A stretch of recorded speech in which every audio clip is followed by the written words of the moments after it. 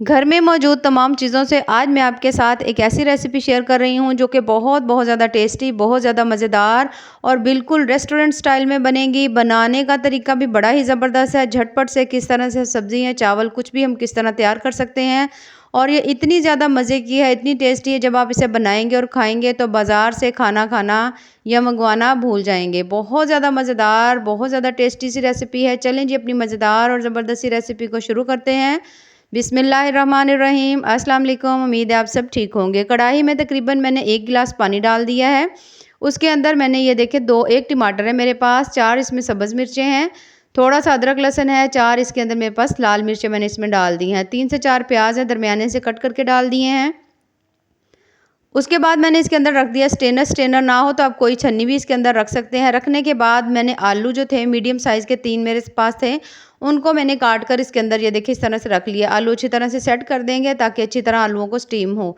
बहुत ज़बरदस्त सी रेसिपी है। इस तरह से आलू बहुत बहुत ज़्यादा टेस्टी बनते हैं और बिल्कुल ही अलग तरीके से बनते हैं।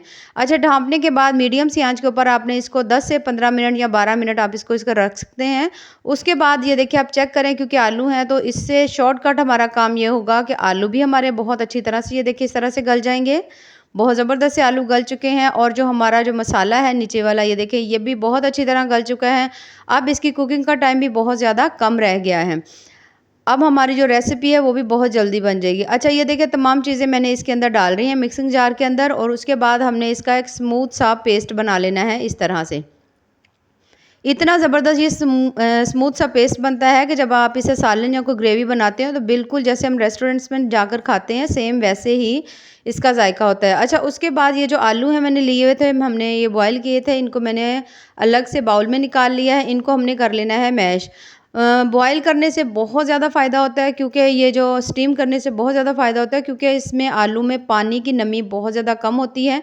तो जो भी हम रेसिपी बनाते हैं उसमें कोई आटा वगैरह यूज़ करते हैं या फिर हम बेसन या कुछ भी यूज़ करते हैं तो हमें वो यूज़ करने की इतनी ज़्यादा ज़रूरत नहीं होती।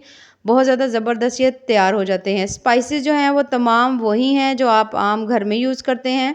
नमक, मिर्च, हल्दी तमाम चीज़ें मैंने हाफ़ चम्मच डाली हैं, 1 चम्मच कसूरी मेथी डाली है। तमाम चीज़ों को डालने के बाद 2 चम्मच दरमियाने से मैं इसके अंदर डाल रही हूँ बेसन के। कॉर्नफ्लावर हो तो आप कॉर्नफ्लावर डाल सकते हैं, मेरे पास इस वक्त नहीं था तो मैंने इसमें बेसन डाल दिए हैं।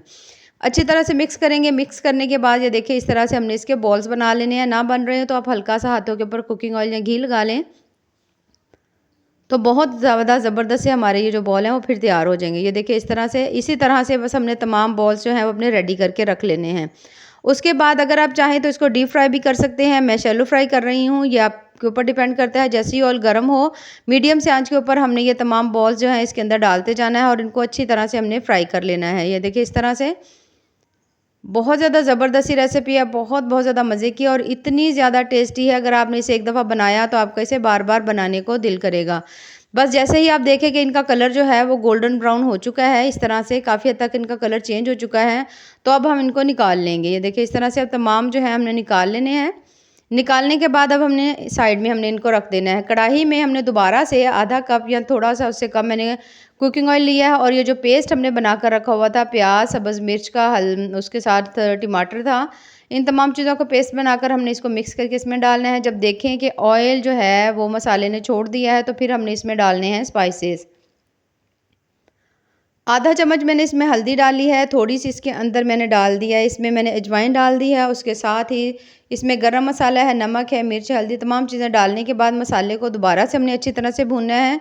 भूनने के बाद थोड़ा-सा हम इसके अंदर लगाएँगे हल्का-सा पानी का छींटा, ताकि क्योंकि इसमें ऑयल थोड़ा कम है, तो इसके अंदर हम हल्का-सा पानी का छींटा लगाएँगे। दोबारा से हम इसको अच्छी तरह से भूनेंगे। जब आप देखें कि मसाले की बहुत ज़्यादा मज़ेदार और बड़ी ही ज़बरदस्ती खुशबू आ रही है, तो फिर हमने इसमें डाल देना है पानी। पानी हम उतना ही डालेंगे जितनी आप ग्रेवी रखना चाहते हैं, आप उतना आप अपने हिसाब से डाल लें। ये देखिए इतना मैंने इसमें पानी डाल दिया है। पानी डालने के बाद जैसे ही पानी के अंदर 1 से 2 बॉयल आएगा और पानी हमने वही जो हमने प्याज जिसमें पकाए हुए थे, हमने वही वाला पानी इसके अंदर डालना है। अगर ज़रूरत हो थोड़ा ज़्यादा और डाल लें, लेकिन वही पानी जो हमने जिसमें प्याज वगैरह पक रहे थे हमने वही इसमें डालना है। उसके बाद ये जो कोफ्ते हैं इसके अंदर हमने डाल देने हैं। डालने के बाद अब कर देंगे इसको अच्छी तरह से मिक्स। मिक्स करने के बाद ये देखिए इस तरह से फिर हमने इसको पकने के लिए रख देना है। तकरीबन 2 से 3 मिनट, 3 से 4 मिनट रखेंगे। इससे ज़्यादा हमने इनको नहीं पकाना, वरना कोफ्ते हमारे बहुत ज़्यादा इसमें सॉफ्ट हो जाएँगे। अच्छा, उसके बाद थोड़ी-सी मैंने ली है कसूरी मेथी, हाथों से अच्छी तरह से मसल कर हमने इसको इसके अंदर डाल देना है। बड़ी ही प्यारी इससे खुशबू आएगी।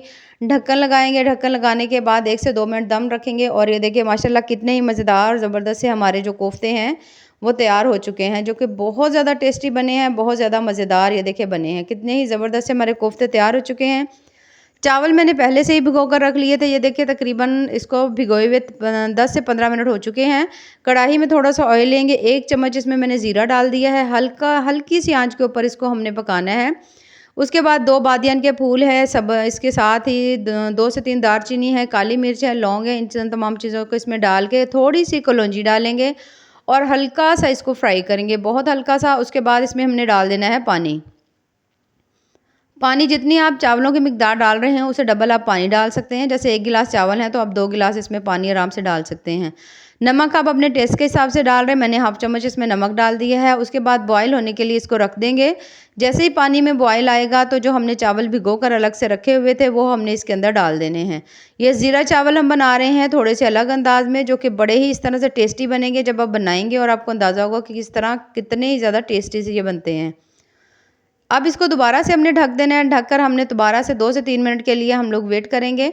2 से 3 मिनट के बाद ये देखिए माशाल्लाह हमारे चावल जो हैं वो बहुत अच्छी तरह से गल चुके हैं। हल्की-हल्की सी इसके अंदर कसर है, बहुत कम सी। ये देखिए माशाल्लाह कितने ही ज़बरदस्त से हमारे चावल जो हैं वो गल चुके हैं। ये हल्की सी अब इसमें नमी है, इसको ढाँप के 2 से 3 मिनट, 4 से 5 मिनट इसको दम दे लेंगे और इसके बाद चावल जो हैं हमारे वो भी बहुत ज़बरदस्त से ये देखिए माशाल्लाह गल चुके हैं। एक-एक दाना चावलों का अलग है। अब इन तमाम चीज़ों को हमने निकाल लेना है अलग से डिश में, जो कि बहुत ज़्यादा मज़ेदार तमाम हमारी चीज़ें बनी हैं। चावल डाल देंगे। एक ही प्लेट के अंदर मैं ये सर्व कर रही हूँ, आप चाहें तो इनको अलग-अलग भी कर सकते हैं। ये देखिए माशाल्लाह चावलों का कैसे एक-एक दाना खिला-खिला सा बना है। एक साइड पे तमाम चावल सेट कर देंगे, दूसरी साइड पर हमने जो अपना कोफ्ते का सालन बनाया हुआ था, पोटैटो कोफ्ता करी जो हमने बनाई थी, इसको हमने इसके अंदर डाल देना है। ये देखिए इस तरह से बहुत ज़्यादा मज़ेदार, बहुत ज़्यादा टेस्टी सी हमारी बिल्कुल रेस्टोरेंट स्टाइल में ये हमारी जो रेसिपी है वो तैयार हुई है, जो कि देखने में बहुत ज़्यादा मज़े की है और जब आप खाएँगे तो आपको अंदाज़ा होगा कि इसका टेस्ट कितना ही लाजवाब है। बहुत ज़्यादा ज़बरदस्त, बहुत ज़्यादा हेल्दी रेसिपी है। रेसिपीज़ पसंद आएँ तो चैनल को ज़रूर लाइक करें, सब्सक्राइब करें। ये देखिए माशाल्लाह कितनी ही ज़बरदस्त सी हमारी रेसिपी है। ये आप चेक करें माशाल्लाह से कितने ही ज़बरदस्त से हमारे जो कोफ्ते हैं वो अच्छी तरह से गल चुके हैं। चावल भी कितने ही ज़बरदस्त से लग रहे हैं।